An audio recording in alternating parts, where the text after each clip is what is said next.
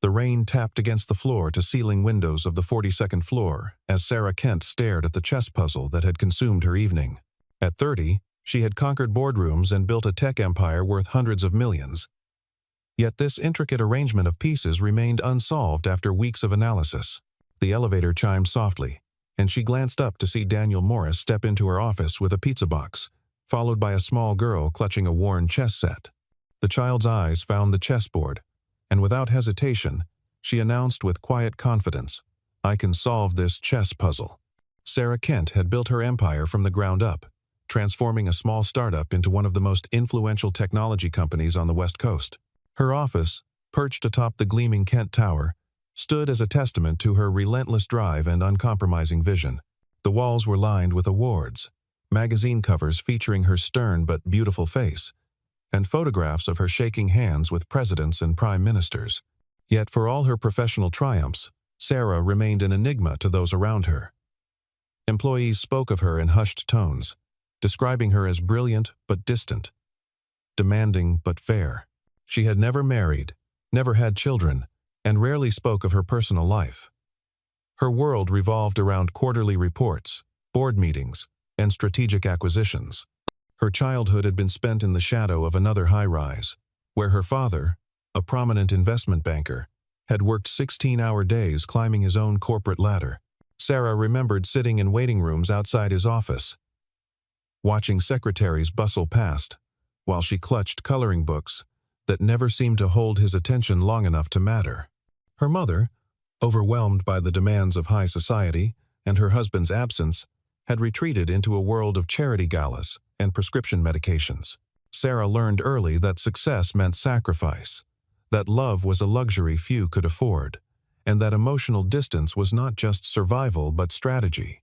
She excelled in school, graduated summa cum laude from Stanford, and entered the business world with a heart already armored against disappointment.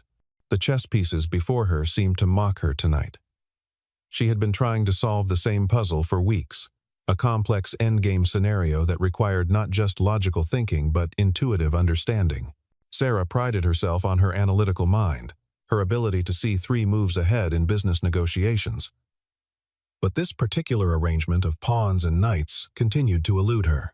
The irony was not lost on her that she could orchestrate million-dollar deals with ease but could not crack a simple chess problem.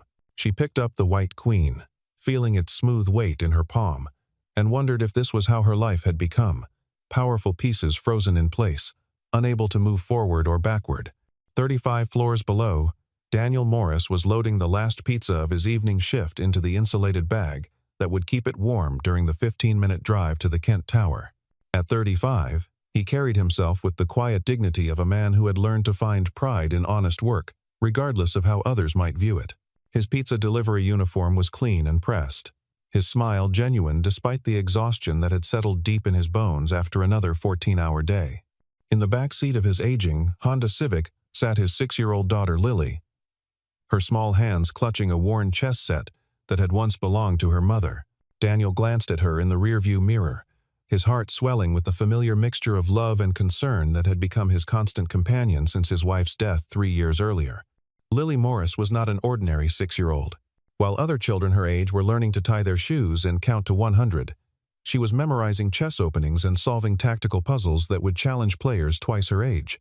Her mother, Catherine, had been a mathematics professor at the local university, and she had introduced Lily to chess during her final months of pregnancy. Perhaps it was the countless hours Catherine had spent analyzing games while Lily grew in her womb. Or maybe it was simply genetic destiny, but the child had emerged into the world with an intuitive understanding of the ancient game. Daniel often watched in amazement as his daughter studied positions with the intensity of a master, her young mind processing possibilities and consequences with frightening clarity. The tragedy that had brought Daniel and Lily together as a family of 2 was one that Daniel rarely spoke of, even to himself. Catherine had died from complications during childbirth, her brilliant mind silenced just as their daughter took her first breath. Daniel had been left to navigate single parenthood while grieving the loss of his soulmate, learning to change diapers with one hand while holding his shattered heart together with the other. Their small apartment above Daniel's watch repair shop had become a sanctuary of sorts, filled with the gentle ticking of timepieces and the occasional sound of Lily moving chess pieces across her board. Daniel had taught himself the basics of the game to better connect with his daughter, but he quickly realized that she had inherited her mother's gift.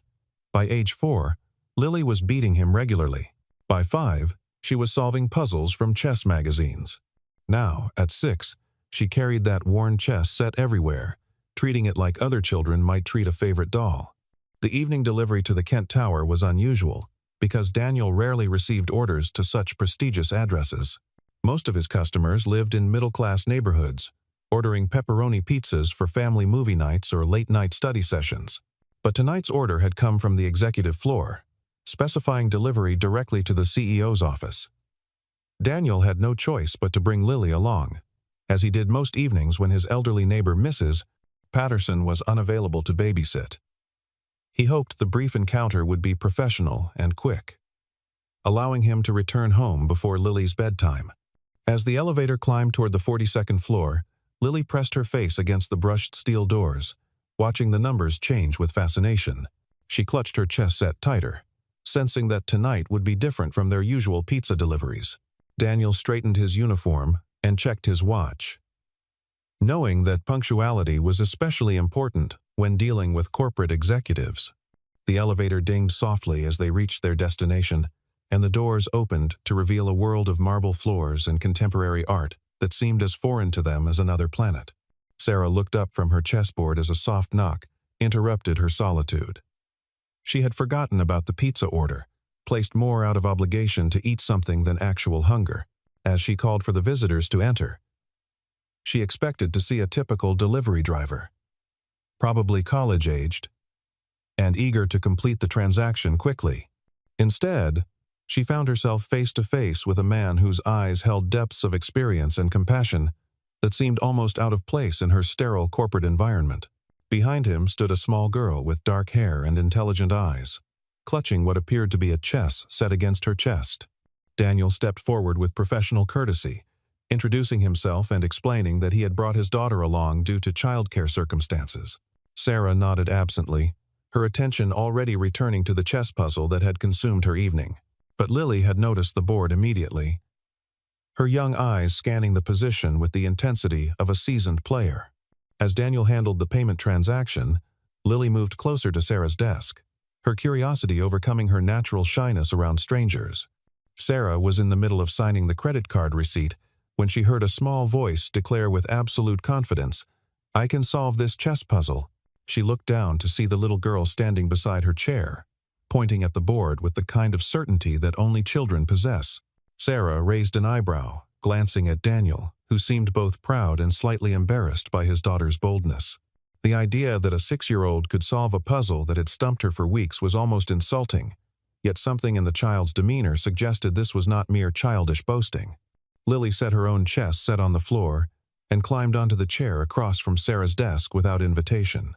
Her small hands moved over the pieces with reverence, studying the position as if she were reading a favorite bedtime story. Sarah found herself intrigued, despite her skepticism, watching as the child's expression shifted from curiosity to concentration, to something that looked remarkably like recognition. Daniel stepped forward to apologize for his daughter's forwardness, but Sarah held up a hand to stop him. For the first time in months, something had captured her complete attention away from quarterly projections and market analyses. The position on the board was indeed complex. White had a material disadvantage, but potential tactical opportunities, while Black's pieces were well coordinated, but potentially vulnerable to a surprising breakthrough. Sarah had tried every conventional approach she could think of, following logical sequences that led nowhere, exploring forcing moves that petered out into drawn endgames. She had even consulted chess engines online, but she wanted to solve it herself, to prove that her mind was still sharp enough to unravel complex problems without technological assistance. Lily studied the board for perhaps 30 seconds before reaching for the white knight on the edge of the board. Sarah watched with growing amazement as the child's small fingers moved the piece to a square that Sarah had dismissed as insignificant. The move appeared to accomplish nothing immediate, offering no obvious threats or defensive improvements. Yet, as Lily continued to demonstrate the continuation, Sarah began to see the subtle poison hidden within the seemingly quiet move. It was a move that required not just tactical vision but deep positional understanding, the kind of insight that typically came only after years of serious study. Sarah's initial skepticism melted away as Lily continued to reveal the solution, each subsequent move flowing logically from the last, while gradually exposing the fatal weaknesses in Black's position. The child's explanation was simple and direct, using language appropriate to her age, but demonstrating understanding that was anything but childish. Daniel watched in amazement as his 6-year-old daughter calmly dissected a position that had clearly been troubling one of the most successful business leaders in the country. The silence in the office grew heavy as Sarah absorbed what she had just witnessed. This was not a lucky guess or a memorized sequence from a chess book. This was genuine talent, the kind of raw ability that appeared perhaps once in a generation. Sarah looked at Daniel with new interest, wondering what other surprises this humble pizza delivery man and his remarkable daughter might hold. The evening that had begun as routine corporate sustenance had suddenly transformed into something far more intriguing and unpredictable. As she watched Lily carefully reset the chess pieces for another puzzle, Sarah found herself thinking about the educational opportunities available to gifted children, wondering if a mind like Lily's was receiving the intellectual challenges it deserved. When Daniel mentioned that Lily attended the local public school, Sarah made a mental note to research private institutions that specialized in nurturing exceptional talent. Sarah's competitive instincts, honed by years of business battles and boardroom negotiations, kicked in with surprising intensity. She was not accustomed to being outmaneuvered, especially not by a 6-year-old child whose father delivered pizzas for a living. Yet rather than feeling diminished by the experience, she found herself energized by the prospect of a genuine intellectual challenge. She reset the chessboard to a different puzzle, this one even more complex than the first, involving a subtle combination that required precise calculation several moves deep. Lily approached the new position with the same calm confidence she had shown before, her young mind processing possibilities at a speed that seemed almost supernatural. Sarah watched intently, looking for signs that the first solution had been mere luck or coincidence. But as the minutes passed, and Lily began to demonstrate mastery over this puzzle as well, Sarah realized she was witnessing something truly extraordinary.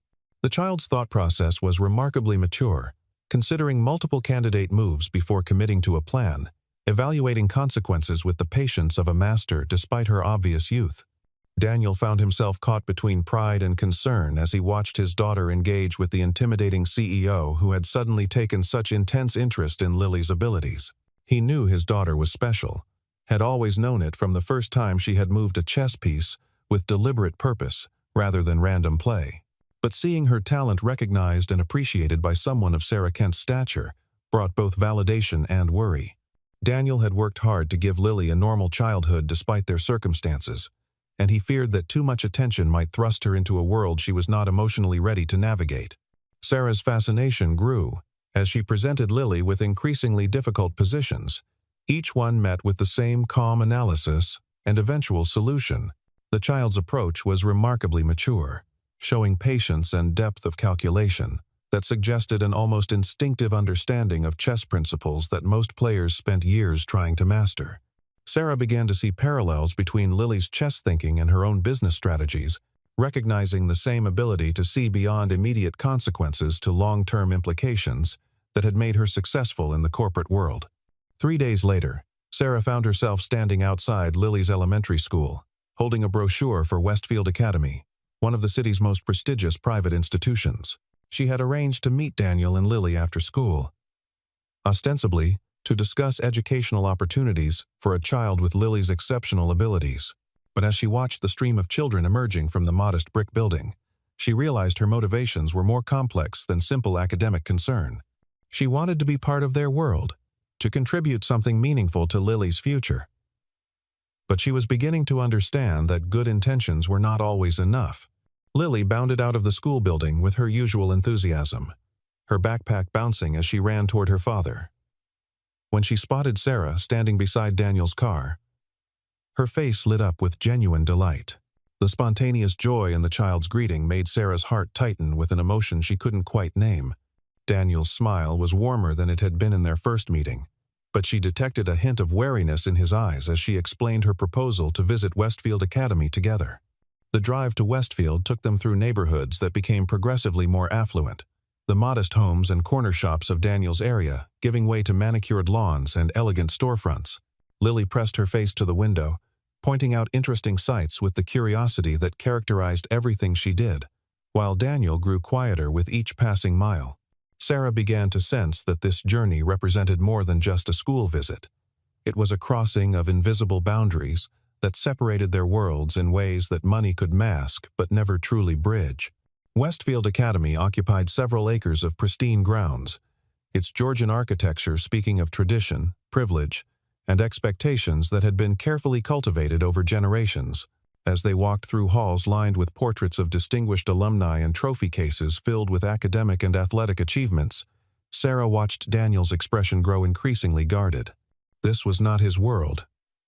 And despite Sarah's presence beside him, he clearly felt like an intruder in a space designed for people who had never known economic uncertainty or social invisibility. The admissions director, Mrs. Thornberry, greeted them with the kind of polished courtesy that wealthy institutions reserved for prospective families.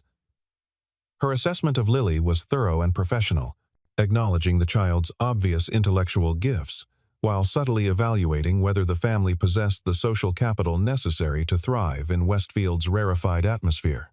Sarah found herself bristling at the woman's barely concealed condescension toward Daniel, recognizing in Mrs. Thornberry's manner the same class prejudices that had shaped her own childhood in similar elite environments. Lily's reaction to Westfield was characteristically direct and unfiltered.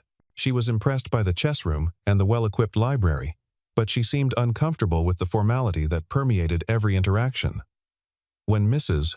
Thornberry introduced her to several current students, children her own age who spoke with the practiced poise of miniature adults, Lily withdrew into an uncharacteristic shyness that alarmed both Daniel and Sarah.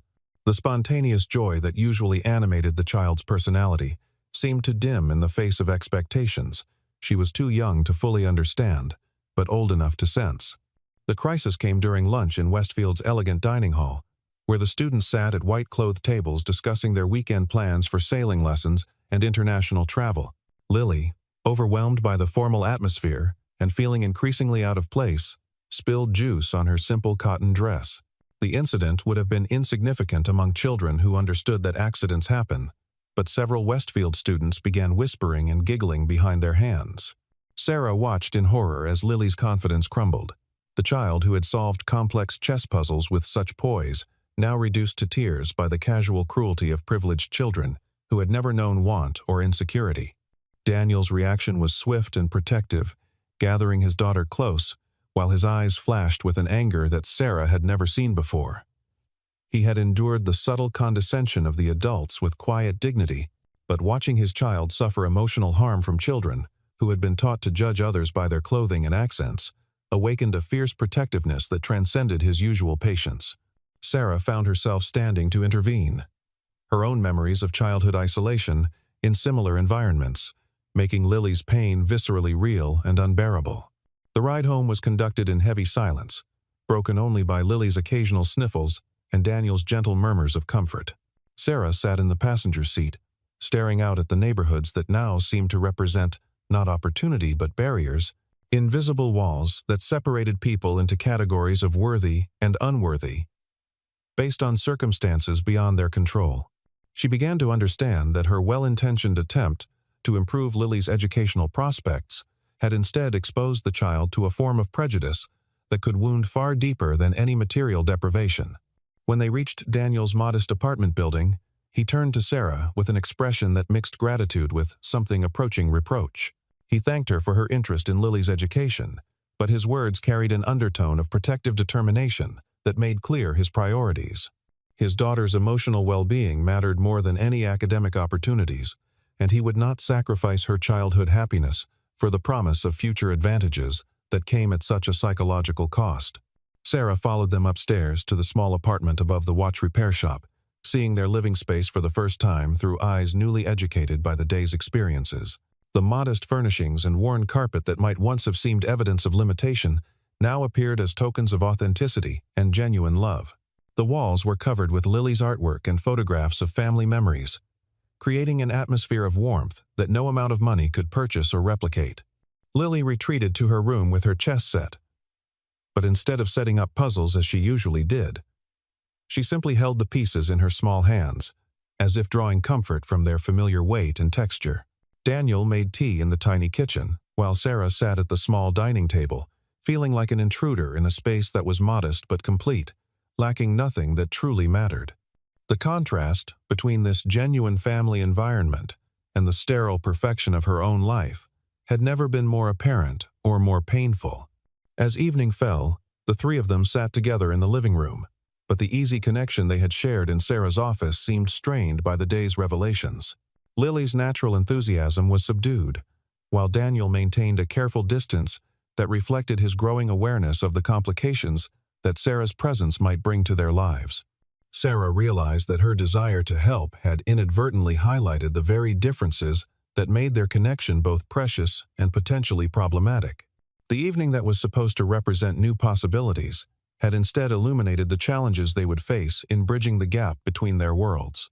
Sarah understood that good intentions were not enough, that her wealth and resources could not solve every problem, and might, in fact, create new ones. The lesson was humbling and necessary, forcing her to confront the reality that love and family could not be purchased or engineered, but had to be built slowly through understanding, respect, and genuine commitment to each other's well-being above all other considerations. Yet even as she grappled with these realizations, Sarah could not ignore the growing whispers in her professional circles about her unusual new associations.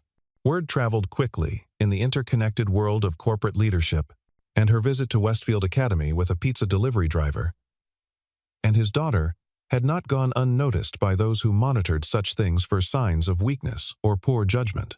2 weeks later, Sarah's carefully constructed professional world began to crumble in ways she had never anticipated. The quarterly board meeting had been scheduled months in advance, but the timing could not have been worse. Stories about her unusual relationship with a pizza delivery driver and his daughter had begun circulating through the business community, reaching the ears of Kent Industries' more conservative board members who viewed her personal choices as potential liability to the company's reputation.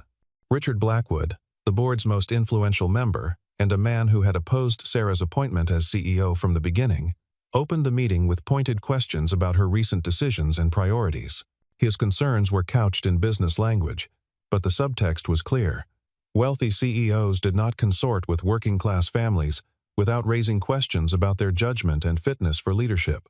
The other board members watched with uncomfortable silence as Blackwood systematically questioned her commitment to the company's image and stakeholder interests. Sarah found herself defending not just her personal choices, but her fundamental values, articulating beliefs about human worth and authentic connection that sounded foreign in the sterile environment of corporate governance. She spoke about Daniel's integrity and intelligence, about Lily's remarkable gifts, about the possibility that business success without personal fulfillment was not success at all. But her words seemed to hang in the air like foreign concepts, incomprehensible to people who had spent decades measuring worth solely through financial metrics and social positioning. The confrontation reached its climax when Blackwood delivered an ultimatum disguised as friendly advice. Sarah could continue her charitable interests in private, but any public association that might damage the company's reputation would force the board to reconsider her position. The message was clear. Choose between the corporate empire she had built and the family she was hoping to build. The choice that should have been obvious felt impossibly complex, representing not just personal preference, but fundamental questions about identity and values. Unknown to Sarah, Daniel had been waiting in the lobby to discuss their weekend plans with Lily when he overheard enough of the boardroom conversation to understand the situation. His protective instincts, always strong when it came to his daughter, now extended to Sarah as well. He realized that his presence in her life was creating the very problems he had feared from the beginning, threatening to destroy everything she had worked to achieve. The solution seemed obvious. Remove himself and Lily from the equation, allowing Sarah to preserve her career without the complications their relationship had introduced. By the time Sarah emerged from the boardroom, emotionally drained, and facing the most difficult decision of her professional life, Daniel had already made his choice. He told her gently but firmly that he could not allow their relationship to jeopardize everything she had built. That some gaps between different worlds were too wide to bridge without casualties on both sides. His decision was presented as temporary and practical, but Sarah recognized the finality in his voice and understood that he was trying to protect both her and Lily from consequences that seemed increasingly inevitable. The conversation that followed was heartbreaking in its careful civility. Two people who had found something precious together acknowledging that external pressures might make their connection impossible to sustain. Daniel spoke about his responsibility to put Lily's welfare above all other considerations, while Sarah faced the realization that her world of privilege and power came with constraints she had never fully understood. The price of crossing social boundaries was higher than either of them had anticipated, requiring sacrifices that seemed to negate the very happiness they had hoped to achieve. 3 months later, the Jefferson Community Center buzzed with nervous energy as the annual Youth Chess Championship prepared to begin. Sarah sat in the back row of folding chairs, wearing jeans and a simple sweater, instead of her usual business attire, trying to remain inconspicuous among the parents and grandparents who had come to support their young players.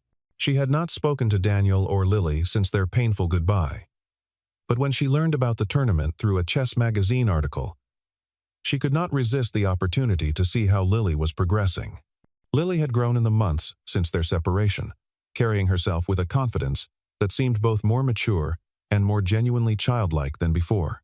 She wore a simple tournament outfit that Daniel had clearly chosen with care, and her chess set was the same worn wooden pieces that had captured Sarah's attention that first evening. When Lily spotted Sarah in the audience, her face lit up with unguarded joy, and she waved enthusiastically before being called to her board for the first round. The tournament represented more than just chess competition. It was Lily's first major event since the traumatic experience at Westfield Academy. Sarah watched anxiously as the child faced opponents who ranged from serious young players to casual participants just learning the game. Lily's approach had evolved during their time apart, showing not just tactical brilliance but emotional maturity that suggested she had learned valuable lessons about handling pressure and maintaining perspective. Daniel arrived just as the second round was beginning, carrying a thermos of coffee and wearing an expression of focused attention that Sarah remembered well from their evenings together. He had aged slightly in the months since their separation, showing signs of the strain that came from working multiple jobs while supporting a gifted child's development. When he noticed Sarah in the audience, his reaction was complex. Surprise, warmth, and something that might have been relief mixing in his expression. The tournament progressed with Lily advancing steadily through the rounds, but Sarah found herself paying equal attention to the other parents and their interactions with their children. She watched fathers offering encouragement between games, mothers bringing snacks and water, grandparents taking pictures of moments they would treasure forever. The community center environment was modest compared to the elite chess clubs she had researched for Lily. But the authentic support and genuine celebration of achievement created an atmosphere that money could not buy. By the afternoon, Lily had advanced to the finals, facing an 8-year-old boy whose family had driven 3 hours to attend the tournament. The championship game was a complex struggle that showcased both players' abilities, but Sarah found herself more impressed by Lily's sportsmanship than her tactical skills. When her opponent made a mistake that would have been easy to exploit, Lily gently suggested he reconsider his move, showing the kind of character that had nothing to do with chess instruction and everything to do with the values Daniel had instilled in her. Lily won the championship in a game that demonstrated both her exceptional talent and her growing emotional maturity. But the moment that moved Sarah to tears came during the award ceremony, when Lily was asked to say a few words about her victory. The 6-year-old spoke simply about loving chess, but loving her family more, thanking her father for teaching her that winning was important, but being kind was more important. Her words carried a wisdom that seemed to encompass everything Sarah had lost in her pursuit of professional success. As the crowd began to disperse, Sarah found herself face to face with Daniel and Lily for the first time in months. The reunion was awkward initially, with all the complicated emotions of separation and regret hanging in the air between them. But Lily's innocent joy at seeing Sarah again broke through the adult complications, and soon they were talking naturally about the tournament, about chess, about the small details of daily life that Sarah had missed more than she had realized. During the conversation, Sarah made a decision that surprised even herself. She announced that she had resigned as CEO of Kent Industries the previous week, choosing to start a smaller company focused on educational technology rather than continue fighting battles that required her to deny the values she had discovered through her relationship with Daniel and Lily. The choice had cost her financial security and social status, but it had returned something more valuable: the ability to live according to her authentic principles rather than the expectations of others. 6 months after the chess tournament, Sarah's new life had taken shape in ways she could never have predicted during her days as a corporate executive. Her educational technology startup operated from a converted warehouse in Daniel's neighborhood, employing a small team of programmers and educators who shared her vision of making quality learning resources accessible to children, regardless of their economic circumstances. The company was smaller than Kent Industries, less profitable in traditional terms, but infinitely more satisfying in ways that quarterly reports could never measure. Daniel had become her business partner rather than her employee, contributing insights about practical problem-solving and customer service that proved invaluable in developing products for real families rather than theoretical market segments. His watch repair shop occupied the ground floor of their building, creating an unusual but effective combination of old-world craftsmanship and cutting-edge technology.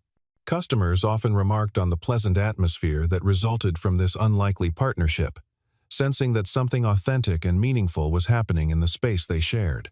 Lily had thrived in the months since the tournament, continuing her chess development while maintaining the balanced childhood that all 3 adults were committed to preserving.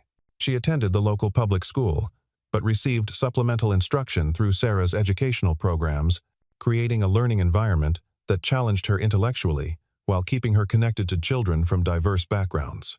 Her chess tournament victories had attracted attention from national coaches, but she seemed more interested in teaching younger children at the community center than pursuing competitive glory.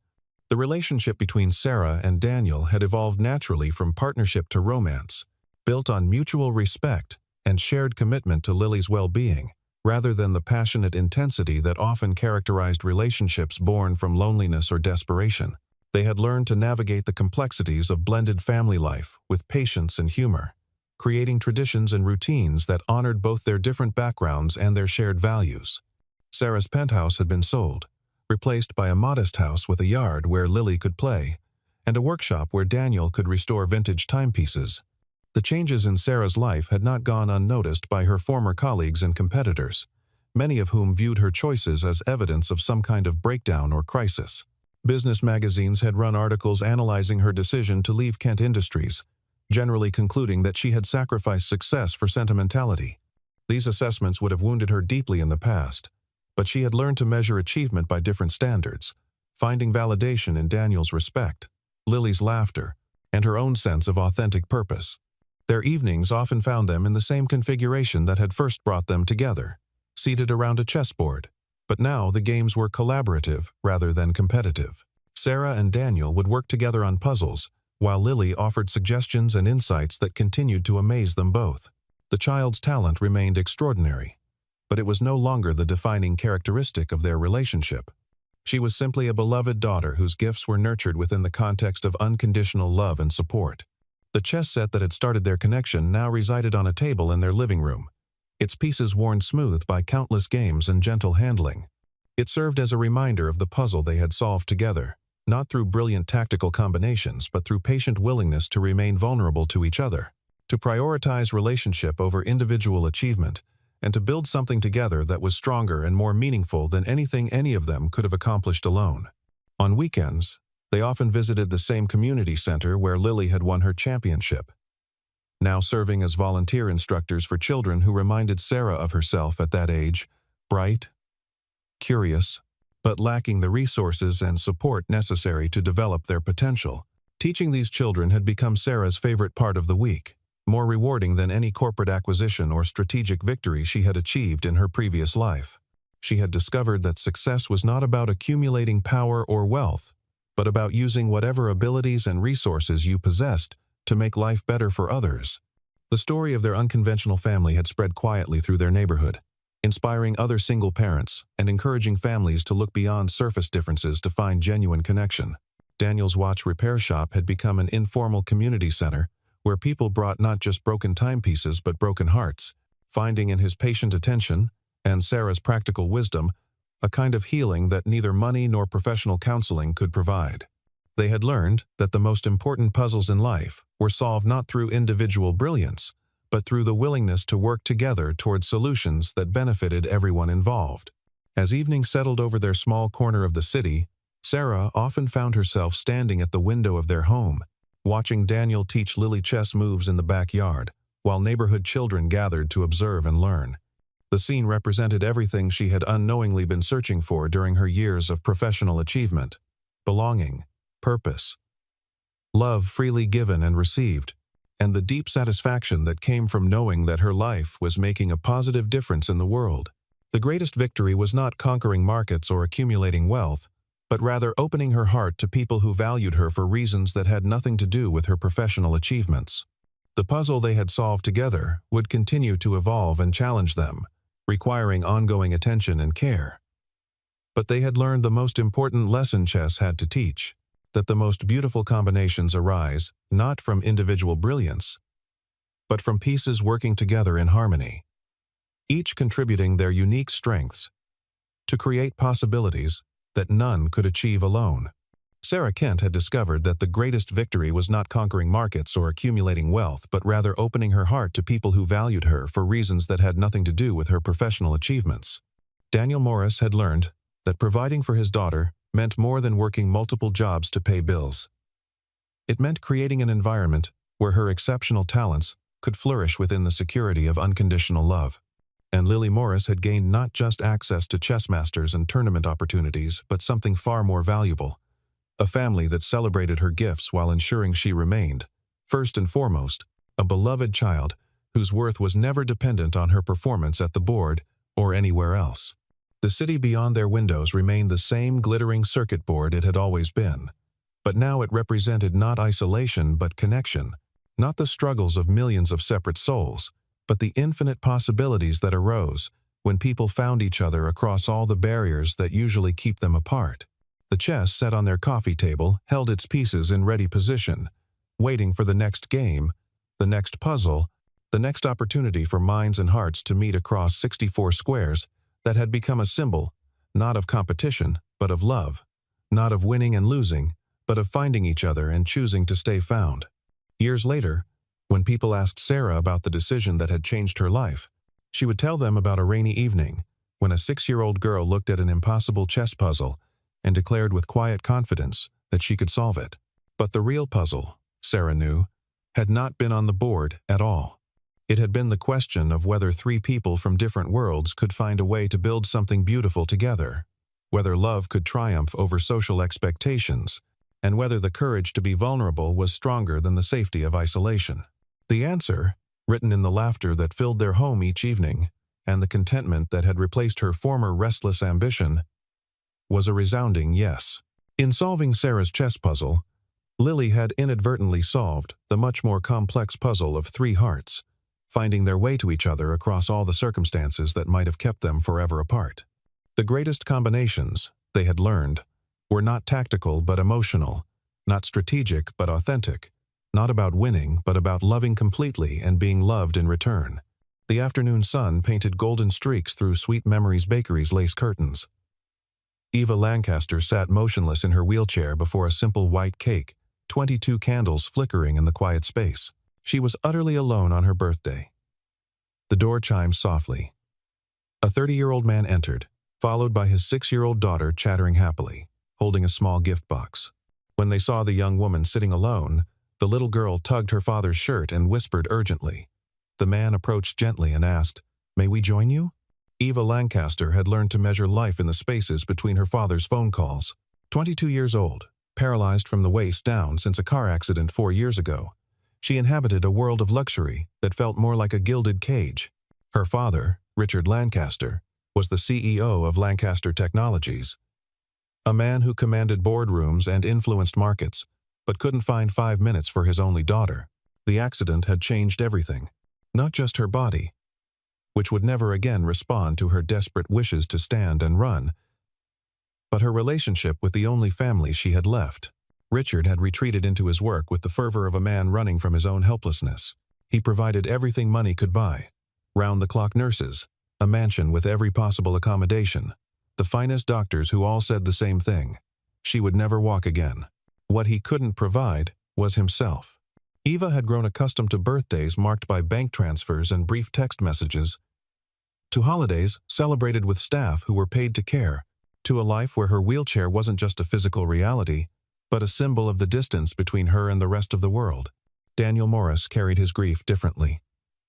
A 30-year-old widower who worked with his hands as a carpenter. He had raised his daughter Lily alone for 5 years, since his wife Sarah died during childbirth. Where Richard Lancaster fled from pain, Daniel had learned to live alongside it, teaching his daughter that sadness and joy could exist in the same heart. His workshop smelled of sawdust and possibilities. Each piece of furniture he crafted a meditation on permanence in a world where nothing truly lasted. Lily had inherited her mother's sparkling eyes and her father's gentle heart, a combination that made her peculiarly sensitive to the loneliness in others. Perhaps it was because she had grown up with the ghost of a mother she never knew, learning early that love could transcend presence, that families could be both broken and whole simultaneously. Daniel had taught her to notice the quiet ones, the people sitting alone in corners, the ones whose smiles didn't reach their eyes. Everyone needs a friend. Lily, he would tell her. Sometimes, we need to be brave enough to offer friendship first. When Lily saw Eva sitting alone with her birthday cake, something in the child's heart recognized a kindred spirit in isolation. She had seen that same look in her father's eyes on the hardest days, when he thought she wasn't watching. The little girl's intuition, unmarred by adult hesitation, told her this beautiful lady in the wheelchair needed exactly what they could offer. Not pity, not charity, but simple human connection. Daniel, following his daughter's lead, as he often did in matters of the heart, saw in Eva's posture the weight of sustained loneliness.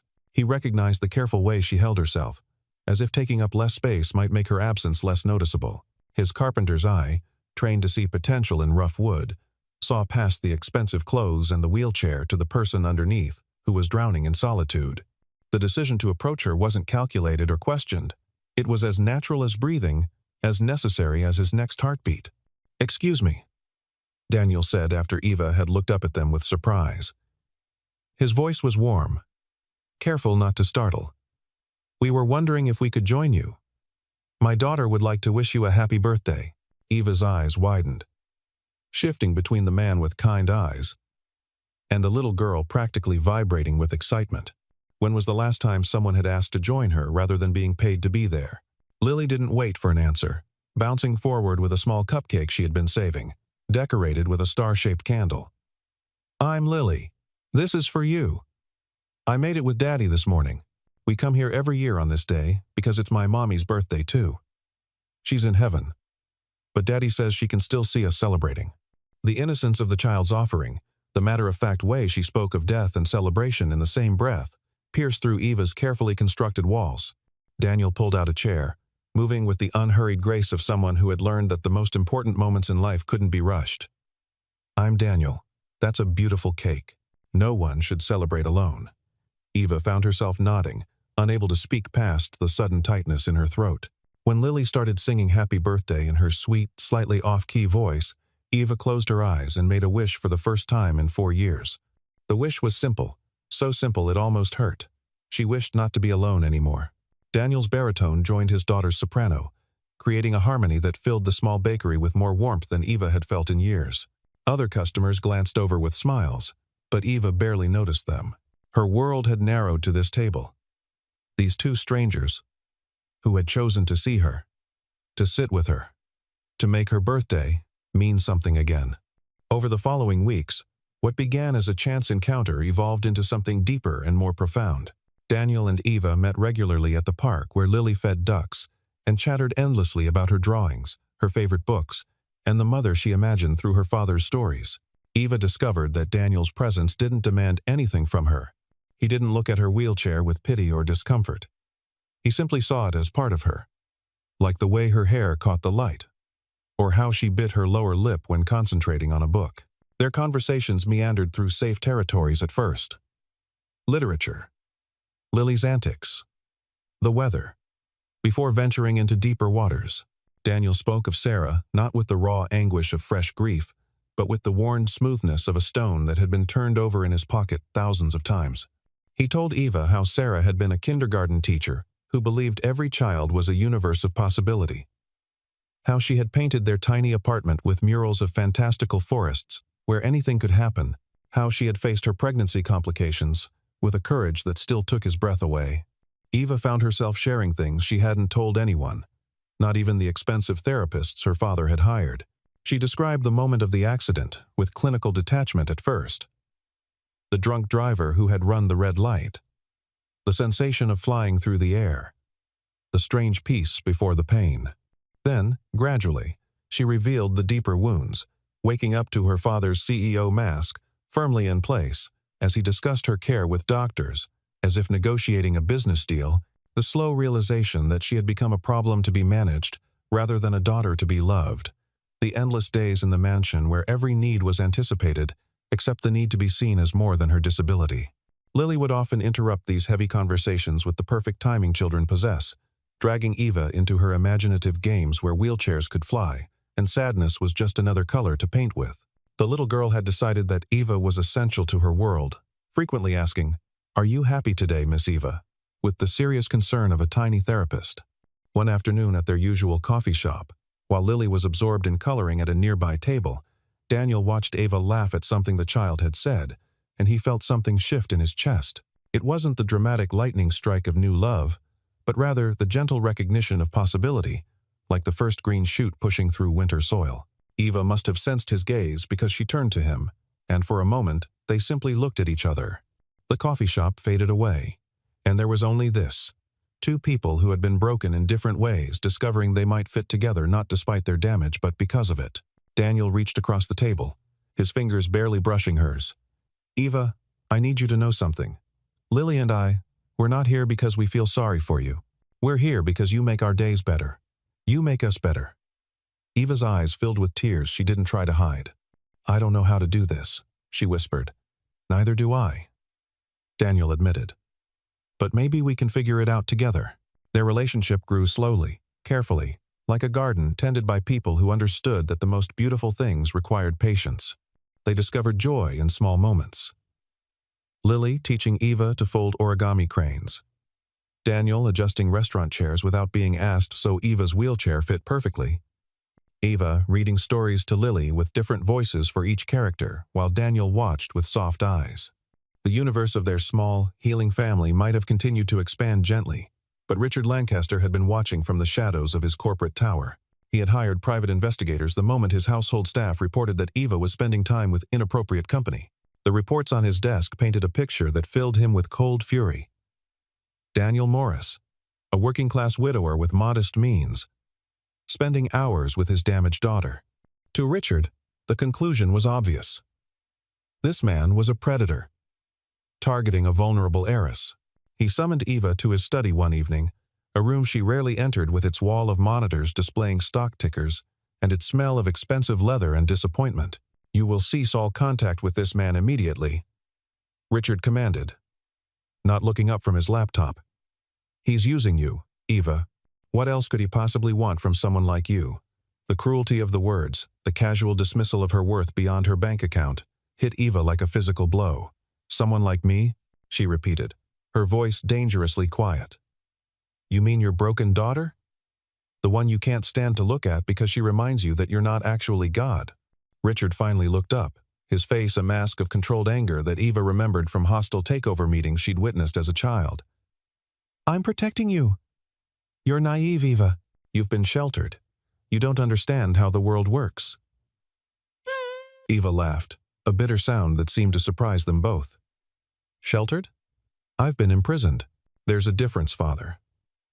Daniel and Lily see me. They actually see me. When did you last look at me without seeing a liability?" Richard stood, his full height meant to intimidate. A tactic that worked in boardrooms, but only made Eva feel smaller in her chair. "Enough.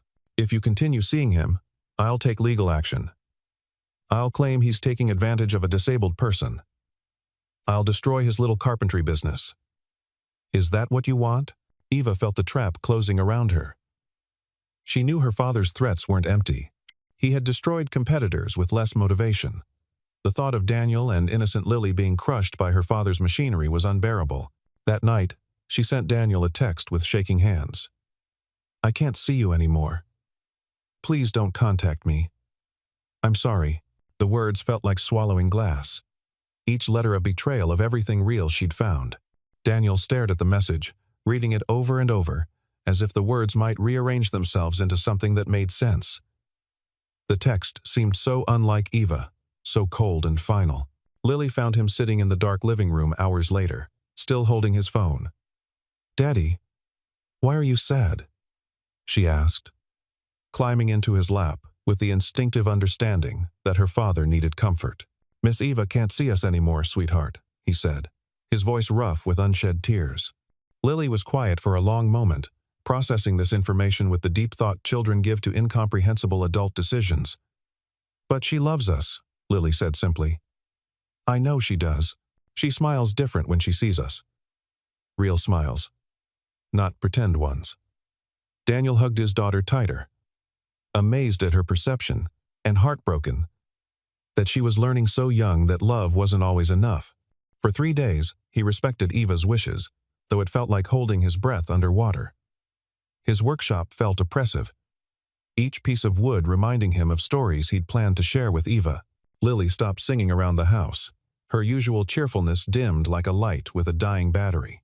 On the 4th day, when Lily asked if Eva didn't want them because they weren't rich, something in Daniel snapped. Not in anger, but in determination. He wouldn't let Lily believe that love was conditional on bank accounts. They drove to the Lancaster mansion, a journey into a different world where gates were meant to keep people out rather than welcome them in. The security guard was polite, but firm. "I'm sorry, sir. You're not on the approved list." Behind him, the mansion loomed like a beautiful prison. Lily pressed her small face between the iron bars of the gate. "Miss Eva!" she called out.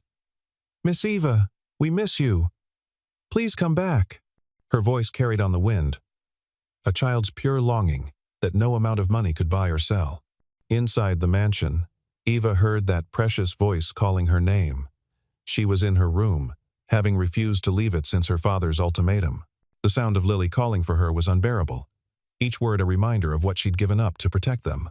She wheeled herself to the window and saw them at the gate, Daniel standing with his hand on Lily's shoulder, both of them looking lost. Something inside Eva snapped. Not broke, but snapped back into place, like a dislocated joint finally returning home. She thought of all the years she'd been obedient, all the times she'd chosen her father's comfort over her own happiness, and she realized that protecting Daniel and Lily from her father meant nothing if it destroyed them all anyway. Eva maneuvered her wheelchair to the service elevator, the one the staff used, avoiding the main floors where her father might be. She made it to the kitchen's back door, where Maria, the cook who had known her since childhood, took one look at her face and simply opened the door without a word. "Be happy, Mija," Maria whispered, understanding without explanation. The evening air was cold, and rain had started to fall. But Eva didn't care. She knew where she needed to go, drawn by the same instinct that had first brought them together. By the time she reached Sweet Memories Bakery, she was soaked through, her wheelchair harder to push on the wet sidewalk, her arms aching from the effort, but she persisted. She pulled open the door with trembling hands, the bell chiming her arrival like an answered prayer. The bakery was nearly empty, but there, sitting at the same table where they'd first met, were Daniel and Lily, looking as lost as she felt. They had gone there after being turned away from the mansion, drawn by the same magnetic pull of memory and hope. "Eva!" Lily cried out, jumping from her chair and running to her, wrapping her small arms around Eva's wet form without hesitation. "You came back! I knew you would! I told Daddy you loved us!" Daniel stood slowly, his eyes taking in her soaked state, the determination and desperation written across her face. Without a word, he removed his jacket and wrapped it around her shoulders, his hands lingering for just a moment, feeling her trembling beneath his touch. "You're freezing," he said softly. "What are you doing here, Eva?" She looked up at him, rain and tears indistinguishable on her face. "I'm choosing," she said simply. "For the first time in 4 years, I'm choosing. I choose you. I choose Lily. I choose us. My father can threaten all he wants, but I won't live in that prison anymore. I won't." Daniel knelt beside her wheelchair, bringing himself to her eye level, his own eyes wet with emotion. "Eva, are you sure? Your father could make things very difficult. He could hurt us financially, legally." Eva reached out, cupping his face with one cold hand, feeling the roughness of his jaw, the warmth of his skin. "Let him try. I've already lost the use of my legs. I won't lose my heart too. You and Lily are my heart now." The door burst open with a violence that made them all jump. Richard Lancaster stood there, rain-soaked and furious, having tracked Eva through the GPS on her phone. His expensive suit was ruined, his carefully styled hair plastered to his head, but his anger blazed undiminished. "Eva, enough of this nonsense. You're coming home now." His voice boomed through the small bakery, authority and anger radiating from every word. But before Eva could respond, Lily stepped forward, all 6 years and 40 pounds of her, and stood between Richard and Eva. "You're mean," she said clearly, her small voice carrying the weight of truth. "You're her daddy, but you're mean. My daddy says family means being there, not just paying for things. You make Miss Eva cry. That's not what daddies are supposed to do." Richard looked down at this tiny warrior child, and something in her fearless accusation pierced his armor. "You don't understand, little girl. I'm protecting my daughter." Lily shook her head solemnly. "No, you're not. You're protecting yourself. From feeling sad. My daddy feels sad about mommy, but he doesn't run away. He stays." The truth from a child's mouth hung in the air like an indictment. Richard's gaze moved from Lily to Eva, and for the first time in 4 years, he truly looked at his daughter. She was soaking wet in a modest bakery, defended by a carpenter and a child, and she looked more alive than she had since the accident. The fire in her eyes, the determination in her posture, the protective way Daniel stood beside her. This was his daughter, not the broken shell he'd been managing. "Eva," he began, his voice cracking. "Dad," Eva interrupted. "When I woke up in that hospital, paralyzed and terrified, do you know what I needed? Not the best doctors or the fanciest equipment. I needed my father. I needed you to hold my hand and tell me we'd figure it out together. Instead, you disappeared into your office and threw money at the problem. Well, I'm not a problem to be solved. I'm your daughter, and I'm in love with this man who sees me as whole even though I'm broken." Richard's shoulders sagged, the fight leaving him as suddenly as it had arrived. He walked slowly to a chair and sat down heavily, looking every one of his 60 years. The rain outside intensified, drumming against the windows like an accusation. "I didn't know what to do," he admitted quietly, his voice barely audible. "When your mother died, I could work harder, make more money, build a bigger company in her memory. But when you got hurt, all my money couldn't fix it. I felt so useless.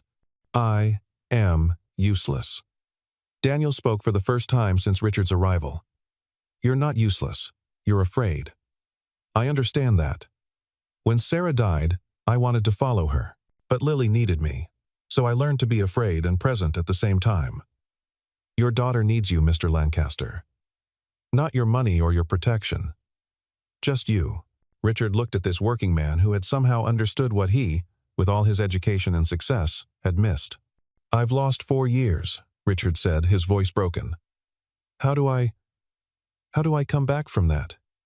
Eva wheeled herself over to her father, reaching for his hand. "One day at a time, Dad. Just like I learned to live with this chair. One day at a time. Together." Richard gripped her hand like a drowning man finding shore. "I'm sorry, Eva. I'm so sorry. I turned you into a project because I couldn't bear to see you in pain. But I see now that I caused you more pain than that accident ever did." Lily, with the perfect timing of a child who sensed the storm had passed, piped up. "Does this mean we can all be a family now? Because I really want Miss Eva to be my mommy." The innocent question broke the remaining tension, drawing watery laughs from all the adults. Richard looked at his daughter, then at Daniel, then at the little girl who had shown more courage than most adults ever would.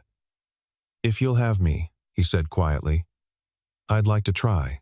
I'd like to learn how to be a father again, a grandfather maybe."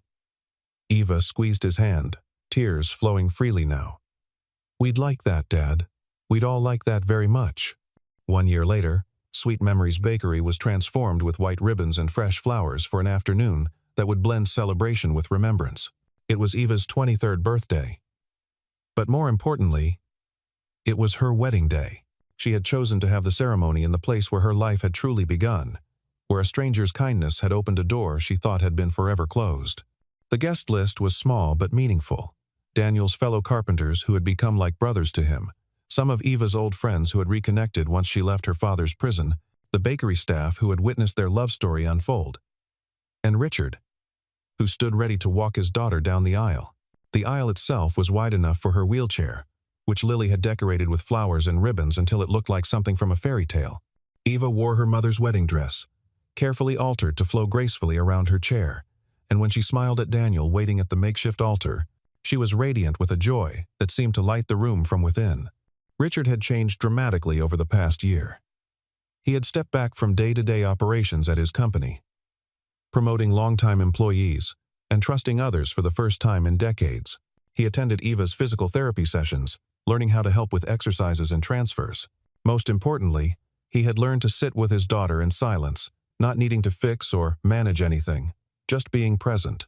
He had also formed an unexpected friendship with Daniel, finding in the younger man a wisdom that had nothing to do with stock portfolios or market strategies. They would spend evenings in Daniel's workshop, Richard learning to work with his hands for the first time in his life, discovering the meditation of creating something beautiful from raw materials. When Richard walked beside Eva's wheelchair, his hand resting lightly on her shoulder, his eyes were wet with tears he didn't try to hide. "You look beautiful, sweetheart," he whispered. "Your mother would be so proud." Eva squeezed his hand. "She would be proud of you too, Dad, for finding your way back." As Eva reached Daniel, Lily stood beside him as the flower girl, bouncing with excitement in her yellow dress that matched the sunflowers in her hair. The ceremony was simple, officiated by the bakery owner who had witnessed their first meeting and felt invested in their love story. Daniel's vows were straightforward and profound. "Eva, you've taught me that love isn't about finding someone perfect, but about finding someone whose broken pieces fit with yours to create something whole. I promise to push your chair when you're tired, to carry you when needed, but most importantly, to always see you, not your disability, as the incredible woman who saved Lily and me from a life half-lived." Eva's vows brought tears to everyone present. "Daniel, you and Lily didn't just accept my limitations. You showed me they don't define my possibilities. You've given me a family, a future, and a love I thought only existed in the books I read. I promise to be the mother Lily deserves, the wife you deserve, and to never let a day pass without choosing us, over and over again." When they kissed, Lily cheered so loudly that everyone laughed, breaking the sacred moment into something even better. Pure, unbridled joy. The reception was held right there in the bakery, with Daniel's carpenter friends playing bluegrass music and everyone dancing, including Eva, who spun her wheelchair with abandon, while Lily danced circles around her. Richard surprised everyone by taking the microphone and speaking publicly for the first time about something other than business. "I spent most of my life thinking success meant never showing weakness, never needing anyone. My daughter and her new family have taught me that real strength comes from vulnerability, real success from connection. Daniel, thank you for seeing what I was too blind to see. Lily, thank you for your innocent wisdom that cut through years of my foolishness. And Eva, my darling daughter, thank you for having the courage to choose love despite my failures. Your mother always said I worked too much. And she was right. But it's never too late to learn." As the evening wound down, Eva found herself outside, briefly for fresh air. The stars were bright above the city, a rarity that felt like a blessing. She could hear the laughter from inside the bakery, the music still playing, glasses still clinking in toasts. Daniel joined her, bringing a piece of wedding cake. "No one should eat cake alone," he said, echoing his first words to her. Eva laughed, pulling him down for a kiss. "I'll never be alone again, will I?" Daniel shook his head. "Never. You've got me, Lily, your father, and—" He placed his hand gently on her stomach. "Whoever this little one turns out to be." Eva's eyes widened. She had planned to tell him tomorrow. But somehow, he knew. "How did you?" Daniel grinned. "Lily told me you've been feeling sick in the mornings. She's very observant. She's already planning to teach the baby everything about everything." Eva laughed through happy tears. "The doctors said it might be complicated, with my condition." Daniel knelt beside her chair, his face serious but unafraid. Then we'll face the complications together. That's what we do, right? Face things together? 6 months later, when Eva gave birth to a healthy baby boy, they named Samuel Richard Morris. Samuel after Sarah's father and Richard after the grandfather who had learned to love again. The hospital room was full of family. Richard held his grandson with trembling hands, while Lily explained to baby Samuel all the important things about being part of their family. "You have to know," she said seriously to the infant, "that we're a special family. We chose each other. That's the best kind of family." Daniel stood beside Eva's bed, their fingers intertwined, watching their blended family with wonder. The journey from that lonely birthday cake to this moment of abundance hadn't been easy or straightforward. There had been challenges with Eva's pregnancy, moments of doubt, times when old patterns tried to reassert themselves. Richard had occasionally slipped back into his workaholic tendencies. Daniel had struggled with fears of loss when Eva faced pregnancy complications. And merging two broken families into one whole unit had required patience, therapy, and endless grace. But they had learned that healing wasn't a destination but a journey taken hand in hand, wheel by wheel, step by step. They had discovered that love wasn't about perfection but about showing up, day after day, especially when it was hard. Eva looked around the room at her father, cooing over his grandson, at Lily making the baby laugh with silly faces, at Daniel's eyes full of love and gratitude, and she thought about that wish she had made on her 22nd birthday. She had wished not to be alone. The universe, in its mysterious wisdom, had given her so much more. A love that saw past limitations, a family forged from loss and hope, and a future that proved that sometimes the most beautiful gardens grow in the most unexpected soil. As baby Samuel wrapped his tiny fingers around Eva's pinky, she whispered a prayer of gratitude for the broken road that had led her home. Outside the hospital window, the same stars that had witnessed her lonely birthdays now watched over a family that had chosen each other, again and again, and would continue choosing each other for all the birthdays to come.